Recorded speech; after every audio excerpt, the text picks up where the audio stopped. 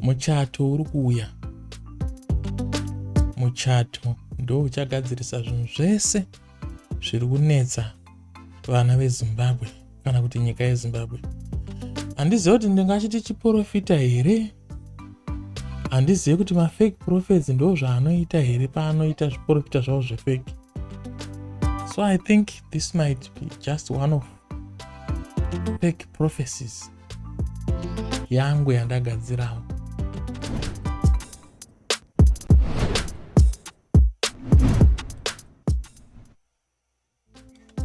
Sekutaura kwandakaita mhuri yeZimbabwe in the previous video kuti now when I approach my issues in Zimbabwe, I want to try to be as neutral as possible.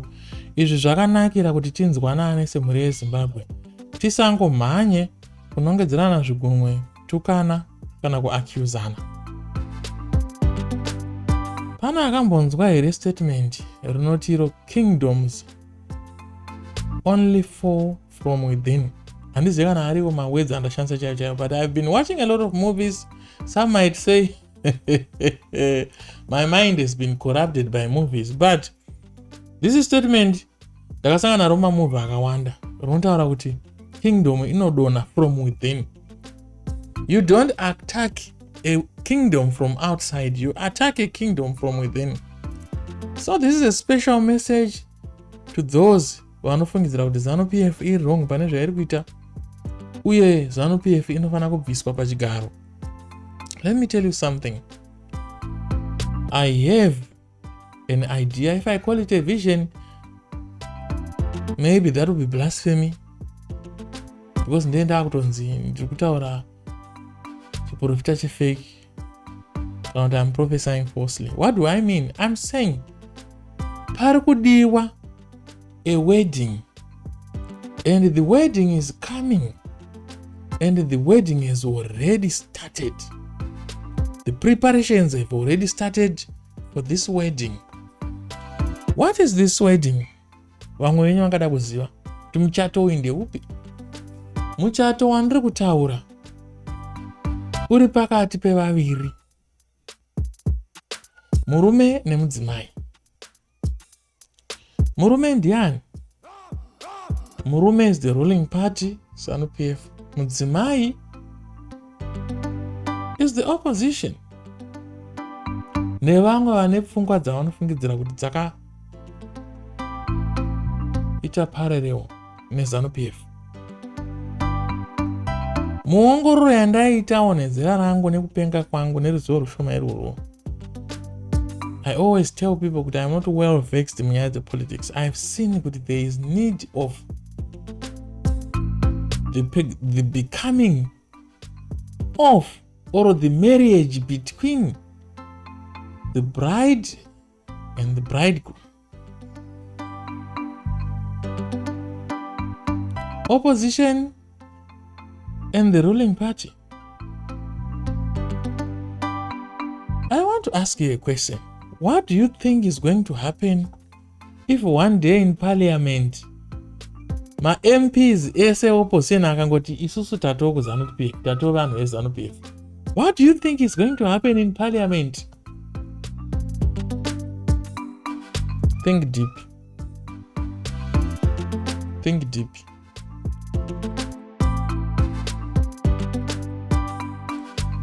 Think deep. What is going to happen? What is going to happen? Kana vanhu veti opposition in parliament vangoti aiwa isusu hatichaite zveopposition takutoita zveZANU-PF. Ndo ichave the becoming, ndo ichave the marriage. Imagine in parliament where people do not fight, where people are one. You know the conversation that happens between a husband and a wife? Mazwi anogona kukwira, but for the sake of yekuti vanhu ava they are in a union, they are one, they will always get to a point yavanosangana pakati. Even murume akati ndini baba, mudzimai akati ndini amai, there is always a way yavanozonosangana yekutoti vanhu ivava vanopfuma mangwana vachiwirirana. vachikisana, vachimbundirana, vachiwedzera futi uwandu hwevana. So now I'm asking myself, why is the girlfriend or the girl so rude? Why is the bride so rude? I think the bride arikufana kudzikisa a little bit of pride yake down. My levels of pride yake arikufana kudzika down. Do you know kuti munhu anotaura zvinonzi kwana mambo mudzimai wake? From my movies andakaona I've seen kuti ma kingdoms anororerana. Kana paine kusawirirana chaiko you can see kuti ma kingdoms anotanga kuwirirana kana kune imwe kingdom kwabva mudzimai anororwa nemumwe prince wekune imwe kingdom. Zvinhu izvozvo zvinogadzirisa zvinhu zvakawanda. So I believe kuti inini if a day is to come yekuti kana chamisa chaya chaandongotaura kuti inini ndauya kuzokujoina akatobata bhachi rake nebriefcase yake ari pa ZANU-PF headquarters aitaura ndauya asina bodyguard asina chi aitaura ndauya kuzojoina ZANU-PF. That day is the last day where Zimbabwe will rise again. Now we are one. Commotion inobva kupi? Kutadza wirirana kunobva kupi? Nharo dzinobva kupi? Kurwisana kunobva kupi? If we are one. Nyoka huru haizvirume.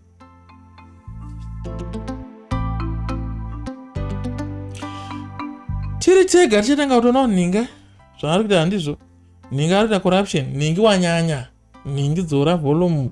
This is too much. Vamwe vanhu vanoda basa rekubhasha vanhu. Kune vanhu vari kurarama life now vari kubhadharwa pay because vanotuka opposition. Vanhu ava vachashaya basa. I'm telling you, there will be no opposition to bash. There will be no paymaster because they automatically become the masters also. So whoever is brewing this hatred, this division, must be identified. If we are family and we plan together, we sit down together, we will not have all these differences. Imagine tichifamba in unison, takabatana in unity. A day whereby Chamisa will be standing next to Emerson Mnangagwa. Imagine day rinongomuka zvinhu zvakangochinja pasina opposition, with all the MPs in the parliament vachitaura kuti we are no longer opposition. We want to be the part of the family, we are family. Imagine kuti nyoka huru here inozviruma here? Nyoka huru inozviruma here? Nyoka huru haizvirume, hazviti.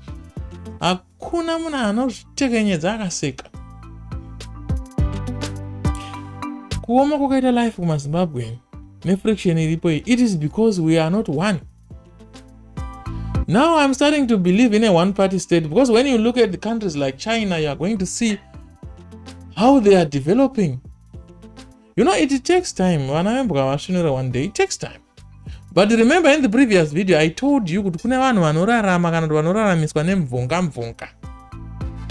Panoitika bishi, that's when they benefit, that's when they make money. But huruva ikadzika so kana mvura ikagadzana yanga yabhondoka, vanooneka kuti ndiningi naningi vangu vachikonzeresa panapa.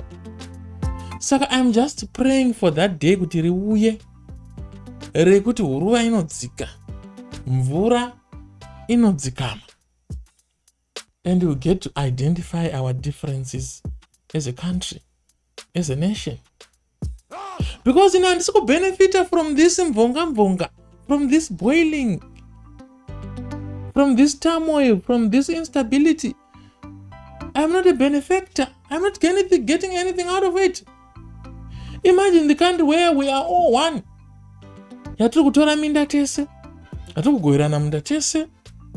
Unotonyara zvinhu zvacho kutoti hama yangu uyu zvinooneka muitire zvinhu zvakadai, zvinooneka taura mashoko akadai. Saka I think vanhu vari kutonga nyika veZANU-PF, they might be thinking the same way. They might want to let go of power, but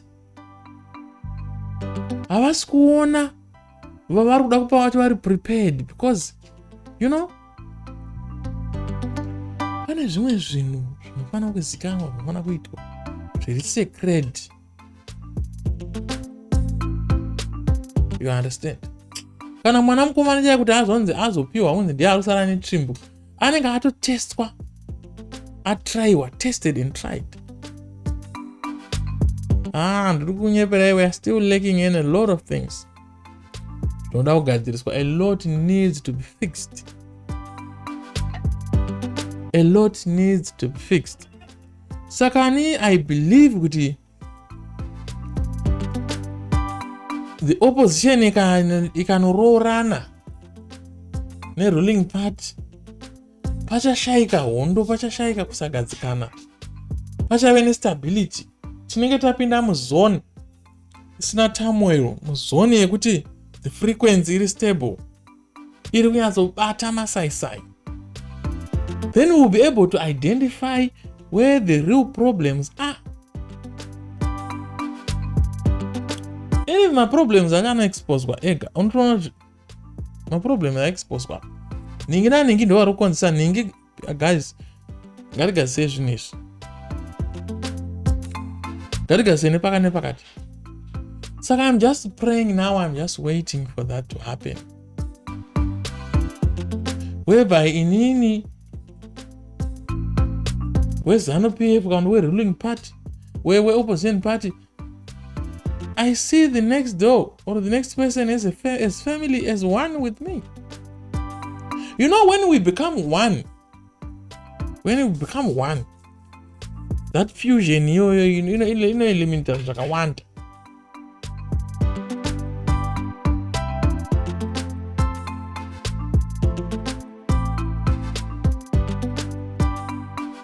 Handizive kana zvandiri kutaura izvi kuri kupenga, if you agree with me, but I want to say these last words.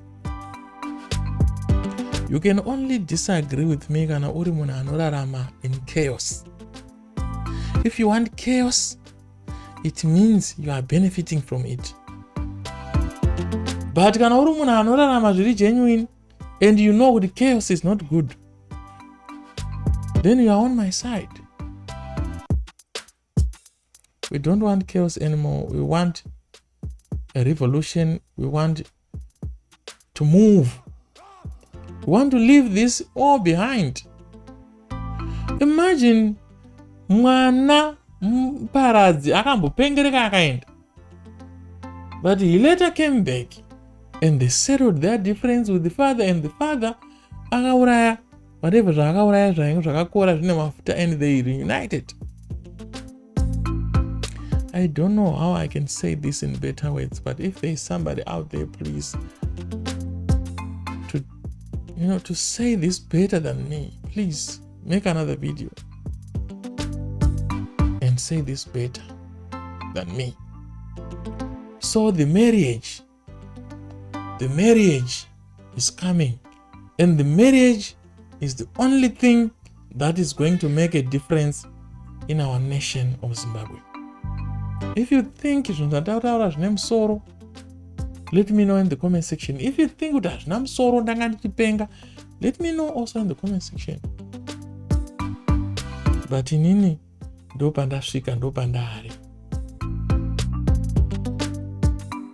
Kana muchiona channel ine yakakodzera kusubscribe, patongo kuda kwenyu, handimanikidze vanhu, zviri kwamuri subscribe.